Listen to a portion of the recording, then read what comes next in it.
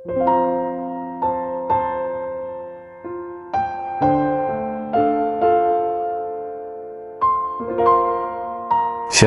jumpa lagi bersama saya di Klavus Sukacita. Bapak Ibu, Saudara-saudari kekasih Kristus, kita akan mendengarkan bagian firman Tuhan yang meneguhkan kehidupan kita setiap hari, karena kita selalu berhadapan dan bergumul dengan banyak hal yang seakan-akan membuat kita lemah dan tak berdaya.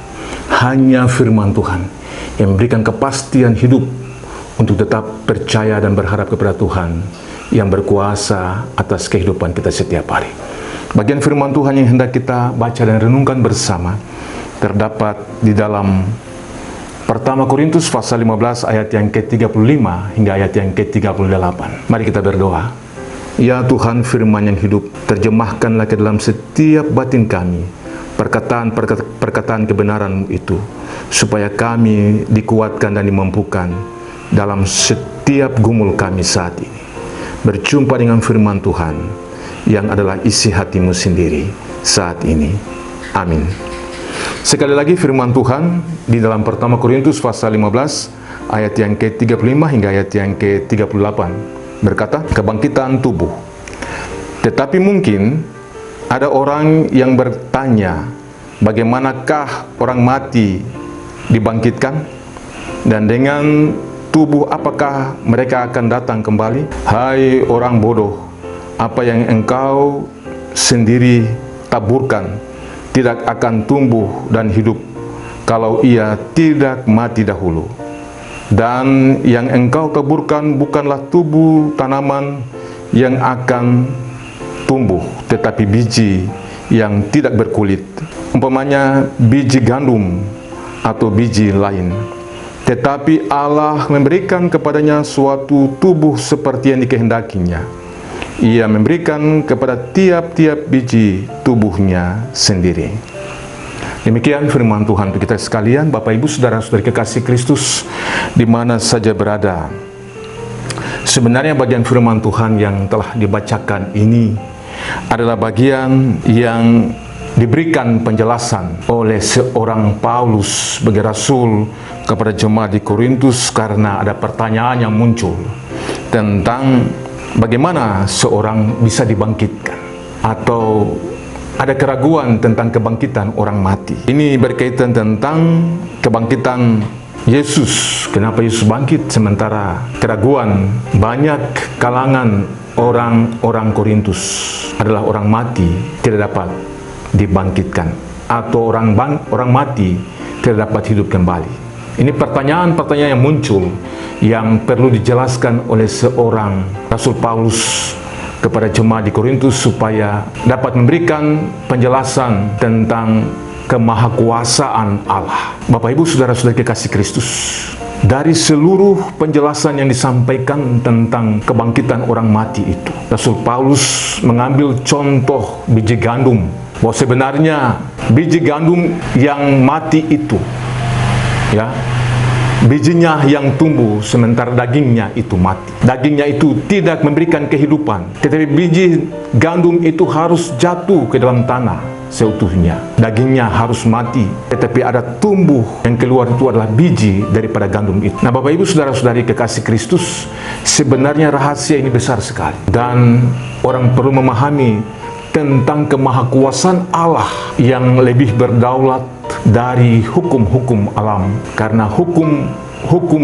yang disampaikan oleh Paulus ini melebihi kemampuan nalar kita atau pengertian kita. Tetapi contoh sederhana yang disampaikan oleh Paulus ini dapat memberikan gambaran atau kepastian tentang kebenaran bahwa kematian itu terjadi supaya kebangkitan itu ada. Dengan demikian, bahwa orang yang mati itu tidak mati, tetapi mereka juga akan hidup sebagai orang percaya. Ada sesuatu yang sebenarnya tersimpan di dalam setiap kehidupan orang percaya. Secara jasmani dapat mati, tetapi secara rohani, spiritual, ada sesuatu yang akan hidup lagi dalam suatu kehidupan kekal. Nah, inilah yang disampaikan dalam umpama biji gandum itu dan biji-biji yang lain ketika Paulus menyampaikan penjelasan ini kepada orang-orang yang meragukan tentang kebangkitan orang mati.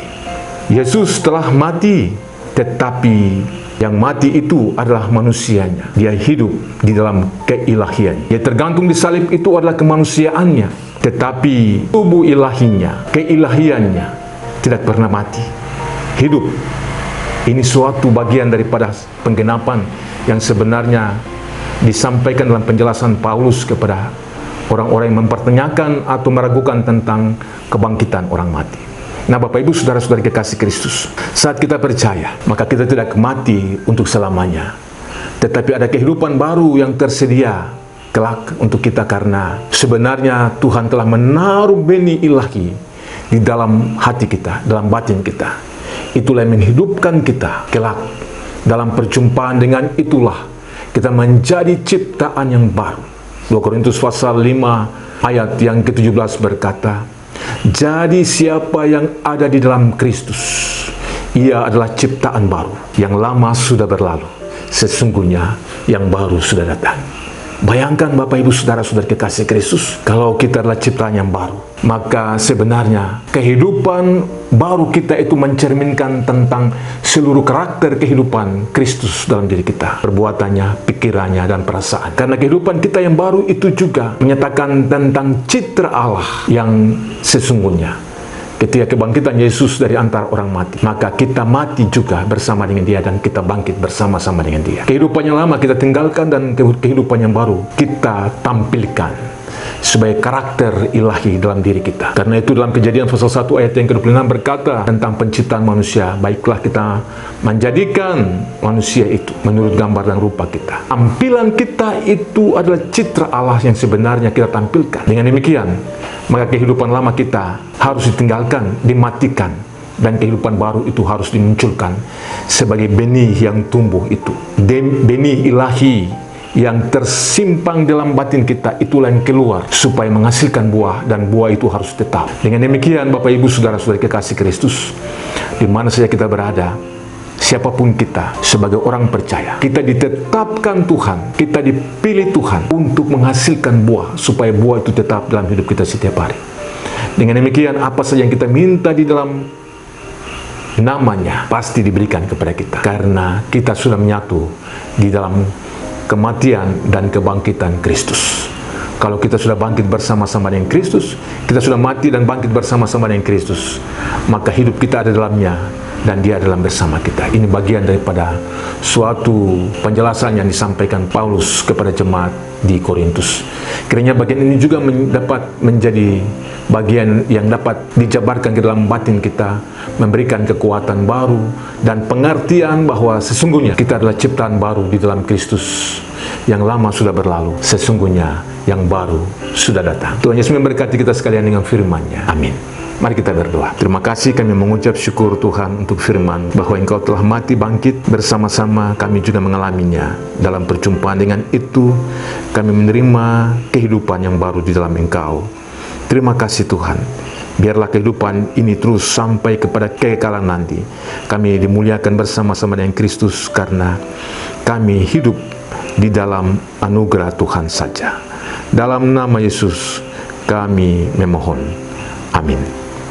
Shalom, Tuhan Yesus memberkati.